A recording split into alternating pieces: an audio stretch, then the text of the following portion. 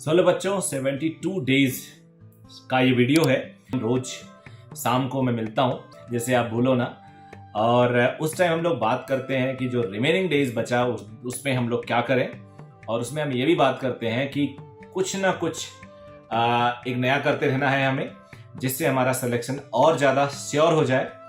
और मैं हर दिन आपको एक कोई टॉपिक उठा के उस पर छोटी सी बात और सजेशन देता हूँ। तो आज 72 डेज जो हमारा काउंटडाउन है उसके तहत मैं बात करने वाला हूं। अर्ली मॉर्निंग 4 बजे 5 बजे सो के उठ के पढ़ाई करें या लेट नाइट तक पढ़ाई करें, इस पे प्लस माइनस अपने अपने सुझाव और क्या क्या आपके हिसाब से हो सकता है उस पर बात करूंगा।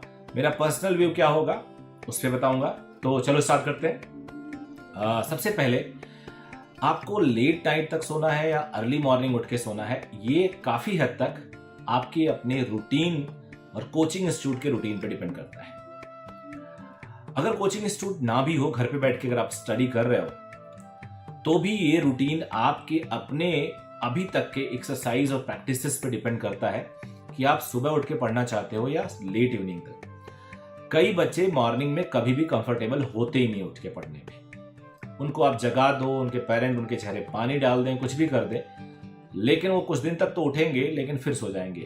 कई बार उनके पेरेंट्स उनको उठा के जाते हैं और वो पढ़ना शुरू भी कर देते हैं, फिर जब आके 1 घंटे बाद चेक करते हैं तो लुढ़का हुआ मिलता है बच्चा। तो ऐसे केस में जिन बच्चे का जो बायोलॉजिकल साइकिल है उस बच्चे के पढ़ने की, अगर वो मॉर्निंग में सूट नहीं उसको करती है, तो जो मॉर्निंग पढ़ने का जो चार्म है वो किसी काम का नहीं। मैं बिलीव मी काफी हद तक मॉर्निंग में नहीं पढ़ता था, लेट इवनिंग तक पढ़ता था। पर्सनली 12 टाइम में मैं जरूर रात के 12 बजे से सुबह 6 बजे तक पढ़ता था।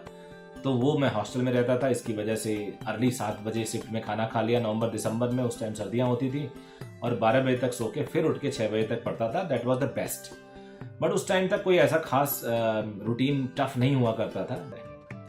कोई क्रिटिसाइज भी नहीं है, क्योंकि जितना पढ़ोगे उतना ही ज्ञान आएगा। कम पढ़ोगे तो ज्ञान डेफिनेटली उस कम टाइम के लिए आप डिवोट कर रहे होगे, तो नेचुरली कम एडाप्टेशन होगा। अब मान लेते हैं एक बच्चा जिसके पास पूरी फ्रीडम है, वो 4 बजे सुबह उठ के पढ़ता है, बिल्कुल परफेक्ट है। बिकॉज भोर का पढ़ा हुआ सबसे जल्दी दिमाग में समझ में आता है, क्योंकि उस टाइम हमारा माइंड एकदम फ्रेश रहता है। और ये पास्ट में भी प्रूवन है, और सारे बुजुर्ग सारे बड़े लोग बोलते हैं सुबह का पढ़ना, भोर का उठ के पढ़ना सबसे अच्छा माना जाता है। तो अगर आप सुबह उठ के पढ़ाई करते हैं, सबसे पहली बात ये रिकमेंडेड है, सबसे अच्छा है, बट कंपल्सरी नहीं है, मत सोचना। बहुत सारे स्टूडेंट शाम को पढ़ के टॉप करते हैं। तो 4 बजे अगर आप उठ के पढ़ते हो तो एक स्ट्रेच में आपको कम से कम 3 घंटा पढ़ना चाहिए। अब उस 3 घंटे में भी आप चाहते हो थोड़ा रिलैक्स हो जाए, क्योंकि 1-1.5 घंटे बाद अगर आप बोरिंग होते हो तो आप पैटर्न को स्विच कर लो। मतलब अगर पढ़ाई कर रहे हो तो न्यूमेरिकल सॉल्व करने लगो, उससे थक गए तो बायोलॉजी के क्वेश्चन रटने लगो। तो इस तरह से कुछ भी आप कर सकते हो।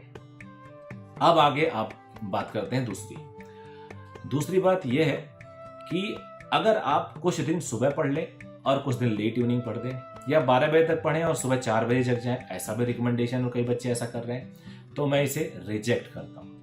क्योंकि एक गो में आपको 5 घंटे कम से कम नींद लेनी ही लेनी है। अगर आप 12 बजे सोते हो तो किसी भी हालत में आप 4 बजे बिल्कुल मत उठो, नहीं तो पूरा दिन आपका खराब हो जाएगा। एक गो में sound sleep 5 hours, and 5 hours sound sleep के लिए बिस्तर पे आपका 5.5 घंटे होना बहुत जरूरी है, क्योंकि जाते ही आप घोड़े नहीं बेच के सो पाओगे। तो एक तरह से 5 आवर्स एट स्ट्रेच साउंड लीजिए। लॉयन थ्योरी बताया था, पूरे हफ्ते आप खूब 5-5 घंटे भी सिर्फ सो सकते हो, सिर्फ 5 घंटे। संडे के दिन रिलैक्स 8-9 घंटे सो जाओ, तो ये चल सकता है कि आप पूरे हफ्ते 5 घंटे सोए और एक दिन 8-9 घंटे सो लिए। लॉयन थ्योरी कहते हैं जब वो टारगेट कर रहा है, जब चेंज कर रहा है, बहुत मेहनत कर रहा है, फिर रेस्ट कर रहा है 2-3 दिन खाना खा के।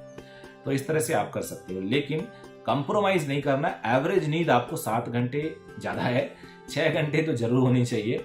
6 घंटे की एवरेज नींद बहुत है। और आप लेट इवनिंग पढ़ो, अर्ली मॉर्निंग पढ़ो, कोई खास फर्क नहीं पड़ता, लेकिन जब भी पढ़ो कॉन्सेंट्रेट होकर पढ़ो। तो वीडियो को लाइक जरूर कर देना, सब्सक्राइब तो कर ही लिया होगा, नहीं किया होगा तो जरूर करना। Thank you very much.